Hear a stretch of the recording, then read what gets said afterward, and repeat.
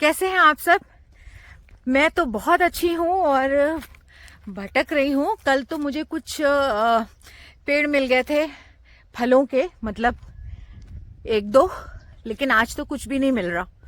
कुछ भी नहीं, मतलब अभी तक तो कुछ नहीं मिला। 2 घंटे हो चुके हैं, तो मुझे लगा कि मैं वीडियो बना लेती हूँ भटकते भटकते। पता है, मैं ना एक वीडियो देखा था, तो उसमें ना बहुत अच्छी परिभाषा दी गई थी। 1952 का अखंड ज्योति का एक अंक देखा था। ध्यान से सुनिएगा, बहुत अच्छी बात बताने जा रही हूँ।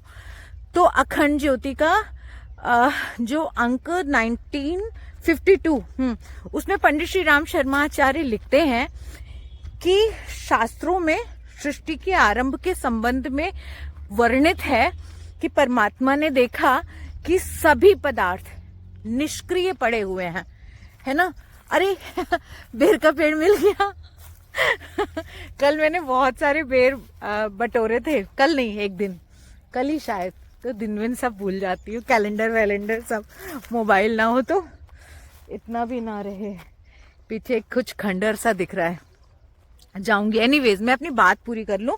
तो सृष्टि रचना के संबंध में वर्णन है शास्त्रों में कि परमात्मा ने जब देखा कि सभी पदार्थ निश्चेष्ट पड़े हुए हैं, तो वो प्राण रूप होकर उन्होंने उनके भीतर प्रवेश किया और सर्वत्र संव्याप्त होने की ये जो सामर्थ्य है, इस सामर्थ्य के कारण परब्रह्म को, परमत्व को अश्व कहा गया, है ना।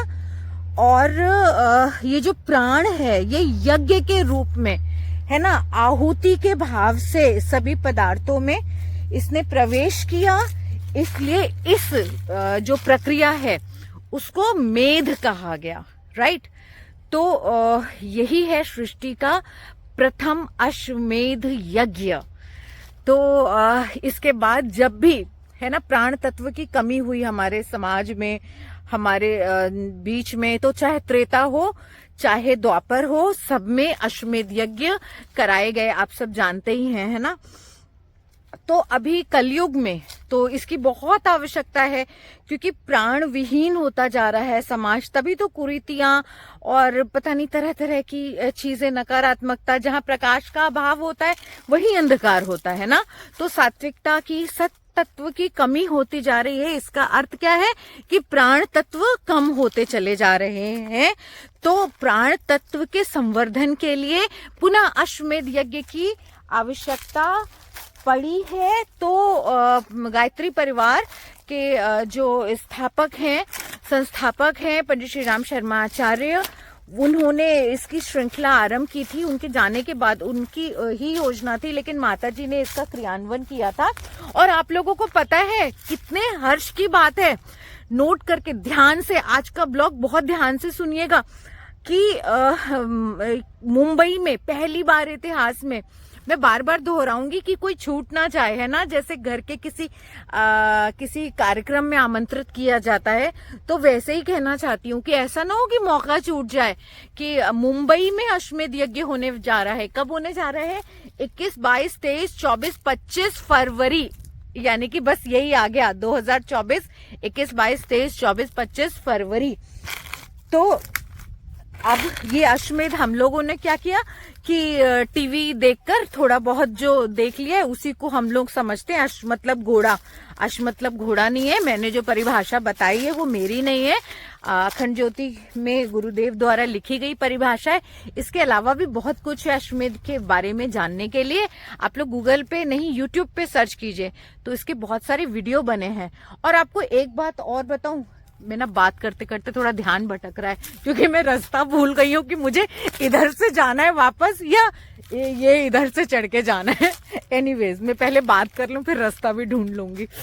तो अजीब ही है। खैर, तो क्या कह रही थी, हाँ, तो गायत्री के बारे में कई लोग कहते हैं, मैंने एक वीडियो देखा था कि महिलाओं को गायत्री का अधिकार नहीं, अभी कोई बाबा जी कह रहे थे। तो ये ना आबा बाबा जी सब ऐसे ना बेवकूफों की पंगत है। आचार्य श्री ने मतलब महिलाओं को पीछे करना है ना, और फिर ब्राह्मणवाद को बढ़ावा देना, ये सब बेकार की बातें। अपने ज्ञान को बढ़ाइए, ज्ञान पर हर मनुष्य का अधिकार है, क्योंकि मनुष्य को ईश्वर ने ही निर्मित किया है, और ईश्वर ने जाति व्यवस्थाएं नहीं बनाई थी कि उस पर सिर्फ किसी व्यक्ति विशेष का अधिकार हो, है ना। लेकिन हर व्यक्ति यदि ज्ञानी हो जाएगा, विद्वान हो जाएगा, ईश्वर का भक्त हो जाएगा, ईश्वर निर्भय हो जाएगा। ईश्वर जब हमारे हृदय में विराजता है, हमारे जीवन में ईश्वरत्व का आगमन होता है, तो हम निर्भय होते हैं, निडर होते हैं, आनंदित होते हैं। यदि ऐसा हो जाएगा तो फिर जाहिर सी बात है कि हम शासन किस पे करेंगे। तो लोग नहीं चाहते हैं, पहले के लोग नहीं चाहते होंगे कि समाज सुदृढ़ बने, महिलाएं सुदृढ़ हो, है ना, क्योंकि फिर हम डराएंगे धमकाएंगे किसको। तो पंडित श्री राम शर्मा आचार्य जी ने गायत्री साधना सबके लिए सुलभ करा दी, सबके लिए सुलभ करा दी। और गायत्री पर जितना उन्होंने लिख दिया शास्त्र सम्मत बातें, और जितनी पुस्तकें लिख दी, उतनी तो इतिहास में कहीं नहीं लिखी गई हैं।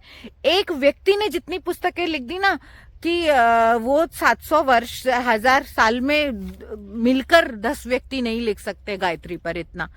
और मैं ऐसी बातें नहीं कर रही हूँ, मैंने क्योंकि उनमें से कुछ पुस्तकों का अध्ययन किया है, कर भी रही हूँ, और मैं चाहती हूँ कि आप लोग मेरी बात को गलत बोल दें, माने ही नहीं, बल्कि आप लोग खुद उसकी पड़ताल करें, है ना। किसी भी बात को यूं ही नहीं मान लेना चाहिए, उसकी पड़ताल करके ही उसे मानना चाहिए, तब उसके बाद विश्वास अधिक हो जाता है। तो आप लोग सर्च करें और मुंबई अश्वमेध यज्ञ के लिए तैयार रहें यदि आसपास है तो, और गायत्री साधना करें, क्योंकि गायत्री से बड़ा कोई मंत्र नहीं है। गायत्री सद्बुद्धि का मंत्र है। इस पर मैं अलग से वीडियो बनाऊंगी कि जितने देवी देवता हैं वो अलग अलग शक्तियों के बारे में से संबंधित है, लेकिन गायत्री सद्बुद्धि का मंत्र है, सहस्त्रार का मंत्र है, ब्रह्म की प्रथम स्फुरना है। इस पर मैंने जो भी पढ़ा लिखा समझा है उससे संबंधित कुछ ना कुछ बनाऊंगी। लेकिन फिलहाल अश्वमेध यज्ञ में अब ज्यादा समय शेष नहीं रह गया, 20-25 दिन मुश्किल से रह गए, तो उसका सदुपयोग कीजिए, साधना कीजिए, अध्यात्म यात्रा में आगे बढ़िए। जो भी कर रहे हैं उसको मनोयोग से करिए, क्योंकि भगवान किसी को चाहिए या नहीं चाहिए, लेकिन आनंद तो सबको चाहिए ना, बेचैनी से निजात सबको चाहिए ना। आप सबको, हिंदू मुस्लिम सिख ईसाई, कोई जाति धर्म संप्रदाय कोई हो, ये जो परिभाषा मैंने आरंभ में बनाई रिवर्स करके देख लीजिएगा। तो पदार्थ में प्राण का संचार यदि नहीं होगा, अशक्त होगा शरीर, बुद्धि कुंद होगी, तो जीवन का आनंद व्यक्ति नहीं ले पाएगा। तो प्राण को किस रूप में अश्व से उसकी तुलना की गई है और बताया गया है शास्त्र सम्मत बातें। मैं आगे भी कुछ कुछ ऐसा अध्ययन करके आऊंगी, बनाऊंगी, बताऊंगी। लेकिन फिलहाल आप लोग इतना समझिए कि ताकत सबको चाहिए ना। बिना ताकत के जीवन की कल्पना की जा सकती है क्या? किसी की दया पे जीवन गुजार सकते हैं क्या? नहीं ना। तो इन सब के लिए ये सारी बातें जुड़ जाती हैं साधना से। अध्यात्म जिस भी मार्ग पे चल रहे हो, जिसकी भी पूजा करते हो, करते रहिए फिलहाल, लेकिन बस समझते रहिए कि आगे बढ़ना है, शक्तिशाली बनना है, निरीह नहीं बनना है। आत्मबल, शक्तिशाली का मतलब आत्मबल, संकल्प बल। शक्तिशाली का मतलब शरीर से जिम जाकर वाली शक्ति नहीं। तो बुद्धि की शक्ति सबसे तीव्र होती है। एक जो बुद्धिमान व्यक्ति होता है ना, कितने भी बलवानों को हरा सकता है, ऐसी तैसी कर सकता है। तो अब मैं ना बहुत बातें हो गई, इजाजत लेती हूँ। मुझे बस उतना ही बताना था, और इसलिए भी इजाजत लेती हूँ क्योंकि अभी मुझे रास्ता भटक गई हूँ, समझ ही नहीं आ रहा। मतलब एक तो ये पगडंडी जा रही है, मैं दिखाऊं आपको कहाँ, ये एक पगडंडी जा रही है ना, ये दो रास्ता दिख रहा है। इधर से आई हूँ या फिर इधर से आई हूँ, ये है ना, समझ में याद ही नहीं आ रहा।